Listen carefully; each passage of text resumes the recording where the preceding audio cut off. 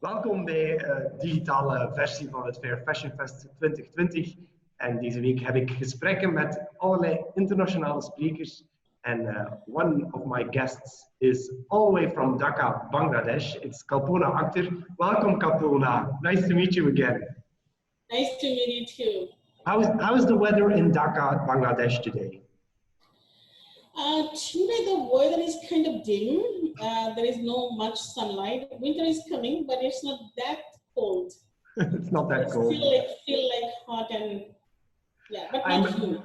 I'm very honored to have this talk with you, Kalpona. You're the founder of the Bangladesh Center for Workers' Solidarity. What does that mean, and what do you do in a daily job in Dhaka? Yeah, Bangladesh Center for Workers' Solidarity is a labor educator NGO, which is closely working with national federations, and we are promoting worker rights, in fact, fighting for worker rights and jobs with dignity. So that speaks volumes, which just means we are educating our workers on law and rights, strengthening their voice so they can raise their voice in their respective workplaces for their own rights. Stealing their negotiating power, linking with them with union when they're ready to organize and join with union. And we are running a lot of campaign nationally and internationally for safe workplace, for gender-based violence-free workplace, for union voice at workplace, and of course for a living wage. So this is the fight our center's doing, I'm doing. And my daily job, to talk to workers, to energize my team and help workers as much as you can. A very important job and a very important fight. This is also why we are organizing a Fair Fashion Fest here in Ghent in Belgium, of course, to raise awareness on the fact that not everyone gets a decent wage for the work they do. And we hope we can encourage the work that you are doing. How long have you been doing this job, Kalpona? It's been long, really long. I started working in the factory when I was 12. Now I'm in my 44, so it's my 40s. So which just means I've been fighting in the last 32 years from a worker to an activist to establish worker rights, workers decent wages. We all heard of the Rana Plaza incident, of course, some years ago. We have a Fashion Revolution Week in that sense, nationally and internationally. Normally, we would organize a Fair Fashion Fest during the time of the remembrance of the Rana Plaza at the end of April, of course. This year is a special year. We'll come back to that later. But is the work that you are doing referring to the work that the catastrophe that happened many years ago, because that initiated a lot of response internationally, of course, but it's also what makes your work possible. My work haven't started because of Rana Plaza, but it is one of the reasons why we have to work hard and make changes in here. So the catastrophe that happened back in 2013, the Rana Plaza, which I consider is a preventable man-made disaster, and in the apparent history, this is the deadliest one. So, and this wasn't new. Like when I was in the factory, there was a fire in my factory, but I wish I could strengthen my voice back then, so we do not need to lose this human lives in Rana Plaza. Like you say, 1,138 lives we lost. So our work, in a post Rana Plaza, has been more strengthened because we have put in our voice nationally and internationally to ensure our workplace is safer. So that has, energized. I know it has, this sad part of the history also has, made the brand to just to recognize that they need to step up, they need to take responsibility. I wish they could take this responsibility long before. Yes, that should have been the case. Following the Rana Plaza incident, we also heard here about the Bangladesh Accord. Is that still active? And what is that exactly? Yeah, so the Bangladesh Accord has been signed after Rana Plaza, but the campaign started back in 2011. So it is a accord, is like full thing is Accord on Bangladesh Fire and Building Safety. So it tells what it is. So a code was created to make sure that our factories are safe on structural, fire, and electrical. But it's a phenomenal, groundbreaking document we had, because first time it was signed between brand and unions. And why it is important? Because it was legally binding document. So that, that make difference, of course. And it has made a groundbreaking change in here. Like before a code, we had to experience hundreds of lives are lost every year. But in 2016, just 2 years after a code work, two or 3 years after a code start works in here, there was an accident, but death toll was 0. Okay. So it is that difference has made. Now we can say the 2.2 million workers out of 4 are working in a safe working places in 1,600 factories out of 4,500 factories. Wow. So whether a code are working now is a very interesting question. Very sadly, no. A code had to left middle of this year, like during this midst of health crisis. A code had to transit from the country, and the successor of a code, it is called RSC, R&D Sustainable Council. But if you ask me, do I have full trust on that it will be go through in a sync? I would say no. I'm not optimistic because it has union voice, but that is shrinked. Yeah. There is an 18 seat in the board, which is 6 by the manufacturers, 6 for by the brand and retailers, and only 6 for unions, which is divided into 2, the national and international. So union voice is not that strong here, and I would say it is not power balanced because the manufacturers are in here is so powerful, and yes. Brand, of course. You say the power is with the owners of the factories. I heard it in an example that a lot of the factory owners also have a representation in the political atmosphere or in Bangladesh parliament, which makes it really hard, of course, because they have 2 hats on. They're the factory owner, but they make the legislation at the same time. That is a problem, of course. It is indeed. Like when you are not, power balanced, you need to face the difficulties. For us, that is the truth. Number of group of garment industry owner, they sit in the parliament, and they are historically known as a union busting owner.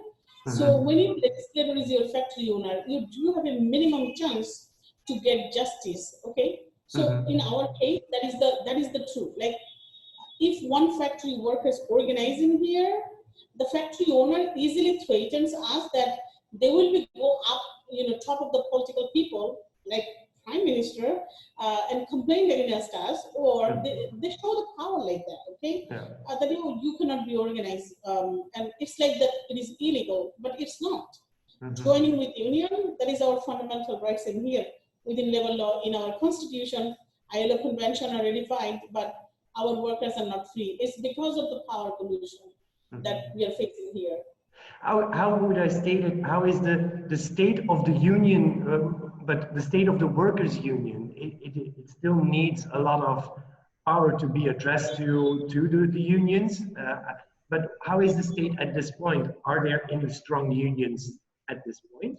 The union, very weak in here. Like, I would say 1% of workers are not even organized because it is so difficult to be organized. Like, workers are so stick to very basic, like they just talk about their wages because they earn poverty wages, and that is not enough for their full month. So they like talk more about their wages, their overtimes or leaves, rather than like, organizing themselves, joining and get a collective voice. And why not they're having the collective voice? Because of all these threats they get. So in post Rana Plaza, we thought a space has been created for workers to organize and join a union.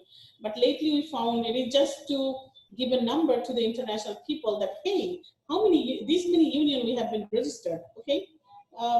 So the close to 800 newly factory level union has been registered. But if we talk about collective bargaining, it is less than 50 who has collective bargaining, and they are functioning with difficulties. And more problem is number of YOLO union has been increased enormously here, like factory-led union, and some of the federation also, are aligned with this, like making YOLO union rather than having a real workers' voice. It is sometimes something that we don't realize here in Belgium, because we have strong unions and they've been fighting for workers' rights all along, but we don't realize that this is not for everyone everywhere the same case, of course. So I think this is a very important point to make, that the strength of a union can make a difference in people's lives in this case.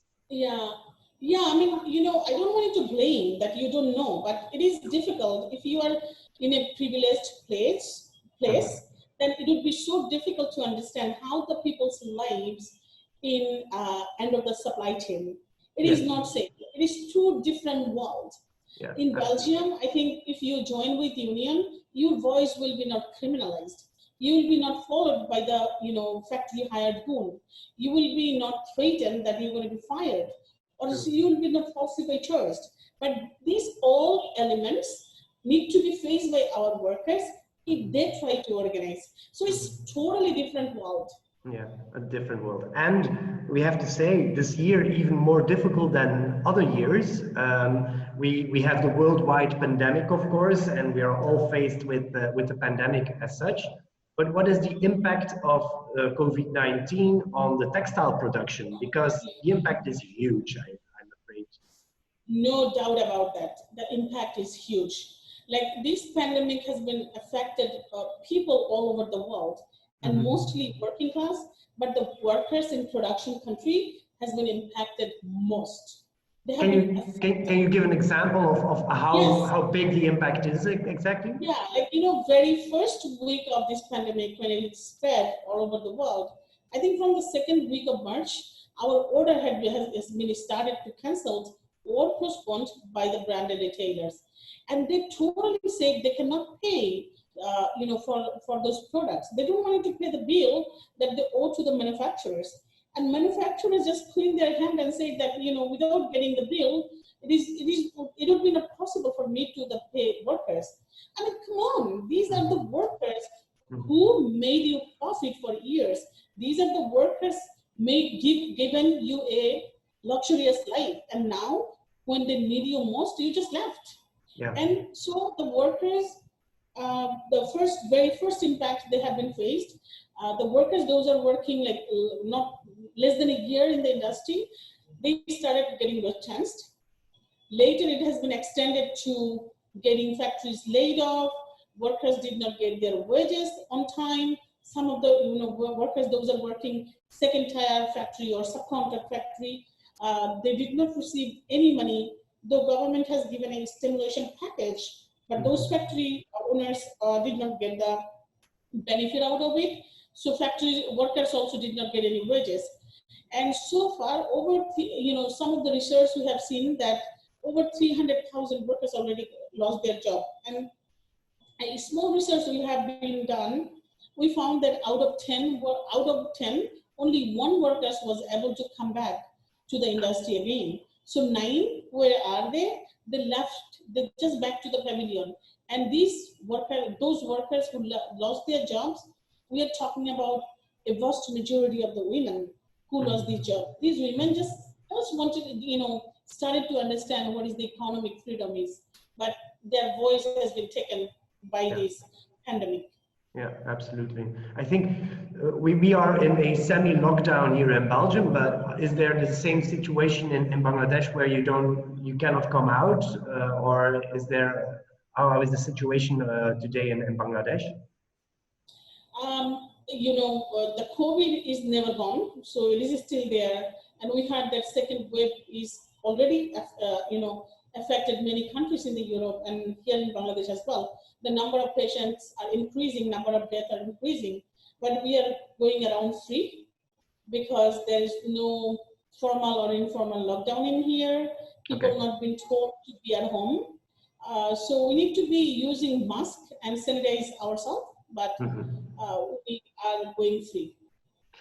But the impact is of course much huger is bigger than we face here in Belgium. We have to acknowledge that. I mean, there's a stimulus package, for example, for people who lost their job here, but that is not the case in Bangladesh, of course. And people are losing their jobs. Yeah, people are losing their jobs, and that is not only the problem. Like, you are socially protected. You have social protection system in Belgium. I'm not sure that you have unemployment insurance or not. If you have that, you are the one of the luckiest nation or citizen. We don't have any of them. No. We are not socially protected. There is no social protection for us. We are so hand to mouth. For us, no job means no money, and no money means no food. No food. So our life is that practical. There's no backup. There's no, if you don't have a job, there's no backup. No, I mean, as these jobs, gives us a poverty wages, workers never had chance to make a savings, for themselves. So they don't have any money that they can bring food in the table for them and for their children, let alone the medical. Absolutely, and I think that's a huge difference, of course, and worth mentioning. We had a reaction here also during the spring this year, where we saw these orders being cancelled for textile production countries, textile producing countries. We asked the big companies not to do that, but that had no or little impact. Do you think we should do something else as a consumer here in Western Europe and Belgium to help people in Bangladesh and to make sure that, for example, some orders are not cancelled? Is there a way for us to change that? Yeah, of course. The brand retailers only came back with their orders and payment when we ran this campaign on Payout through Clean Clothes campaign. Until then, no one listened. We had to name and shame them. So we need to continue that. I mean, if you know that now is this is one week campaign, online campaign going on. The hashtag is pay your workers. So I would say join with that, put pressure onto these brands. And in the same time, also, if you can raise your voice, tell your government. And we've lost Kalpona for a moment there. Maybe there's a problem with the connection to Bangladesh. Yeah, of course, can play an amazing role on it. Kalpona, I lost you for a moment there, but I just heard you stopped at force your government also. Maybe you could repeat that part also again. Yeah, sure. No, I would say that you also should raise your voice to your government, because there is so many business treaty with the European Union. So if you raise your voice and ask your government to play a vital role, to tell those business to pay and have our workers back during this crisis, I think that will also make difference. So the consumers in Belgium, I would say, act. If you act, that will make a difference in the workers in production country, like our country in Bangladesh. We will definitely do that. Another question, once this pandemic is over, it will take some time, I'm afraid, but we are hopeful that one day it will be over. How do we look at the way forward to put capacity in the workers of, for example, Bangladesh in textile production? What can we do as a consumer forward, and can we do something to help you out, even after the pandemic and even after COVID-19? Yeah, there is a two way to help. One is definitely asking the brands to do the right thing, and right thing is pay the living wage. Make sure that our workers are working in a safe workplace. So join with a code in an international level, though it is not international, but international level a code is there. Adopt ask the governments to ratify ILO Convention C-190, so our workplaces are safer. There is no gender-based violence in the workplaces, and adopt that in their code of conduct as well. and make sure that the workers are free to organize where they are sourcing from. So those pressure will be, if we can continue that, I think that will make difference even in post pandemic. And second, as you have a strong union, our union is not strong in here. So how we can strengthen our union from your capacity? So that would be a area of work that we can do together, and Belgian union can help us on that as well. And they already are doing that. They try to make an international case, of course, our Belgian union. So that's a good case. But I think we can do more than that also, and make sure that it keeps on going into the future and the upcoming years, of course. I think that is also why we are organizing a Fair Fashion Fest, to make sure that people know what they are buying, to make sure that people know that they are buying a fair trade and that they are buying a fair brand that pays a minimum wage, because it seems so little. I mean, only paying a minimum wage, and we've heard famous brands saying, oh, we'll pay minimum wage by 2020, 2030. But why is it not happening? Why is this so hard? I mean, we all know that the proportion of the wage of the textile producers is so small in the total cost of something that we buy. Why wouldn't they pay a minimum wage? It is when they debate on these wages, it is really I feel that don't they shame on it? When people hear that 85 euros a minimum wage for a month, a worker, that should make them in a shame. I know it's a different culture, but this money is not enough for our workers. They cannot bring 35% of that, or over 35%. They need to spend for their housing, and it is not a dream house. It's a 10 feet by 10 feet concrete room, and something that doesn't have a window. So workers need a living wage because they need to send their kids to the schools. So, without brands' contribution, it won't be possible. So brands, those are even debating that that country are giving a minimum wage. I would say shame on you. Those brands should take a lesson that, the minimum wage is not helping workers. It's putting them in a poverty. It is not helping. We need a living wage, and in order to get a living wage, they should step up. And many people ask me that, what should be the living wage? The living wage should be like 4 times or 5 times than the minimum wage that we are getting. So just think about the differences. These workers cannot afford meat once in a month, fish once in a month. They cannot, include dairy or fruits in their meal. They are malnutritionists. So it's a difficult life. Absolutely, absolutely, and it should be a basic human right, actually, but it seems not possible for people to do this, and that is a shame. That is why we are working on it. Is there, in the way forward, how long do we have to take this battle, Kalpona?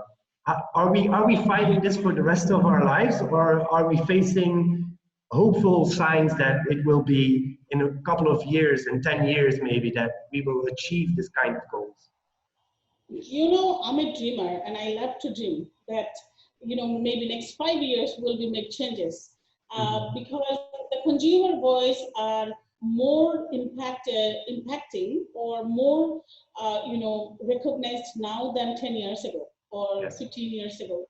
More consumers are educated that, about their rights, about the supply chain than before. I think it is one of our job to reach out to consumers, as many as I can. And to consumers, I wanted to say that, when you heard a story about a worker in a production country working in a sweatshop, don't feel guilt. It's not your fault.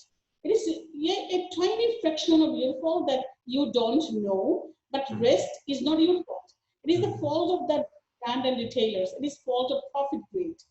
So despite we are working in a bad condition, just remember, we need these jobs, but we want them with dignity. And a dignity will come if you act. If you ask these brands that you wanted to know more about this worker, you wanted to know the workers behind of this level, that whether they have been paid living wage, do they have a safe workplace, is the workplace at GBV free, or if they have union at workplace, I think that will make difference. So consumer and workers, if we raise our voice together, we can make these brands as a sandwich and make them to do the right thing. So raise your voice. Don't feel guilt, feel anger, and put pressure onto these brands. Because we can change Kalpona, we can change the structure. I believe that too. Yeah, of course we do. We just need to act. We just need to act, absolutely. And I cannot emphasize enough that we, as a consumer, always have a purchasing power.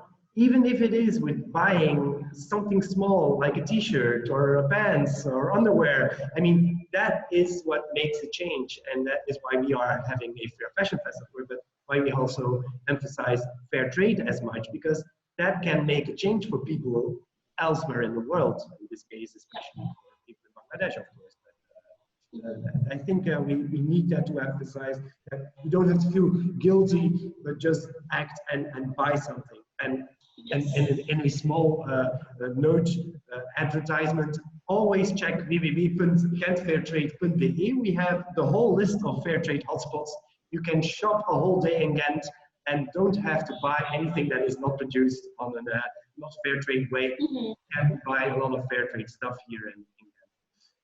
A last question, Kalpona, or a last announcement. This is my final talk with international speakers. I had the honor of talking to a lot of people, of course, during this Fair Fashion Fest, and I'm very, very happy that we had a chance to talk to you as well and have a connection with Bangladesh, because we are working today in Ghent on international solidarity, and we are trying very hard to raise awareness on the situation, for example, of textile producers in Bangladesh.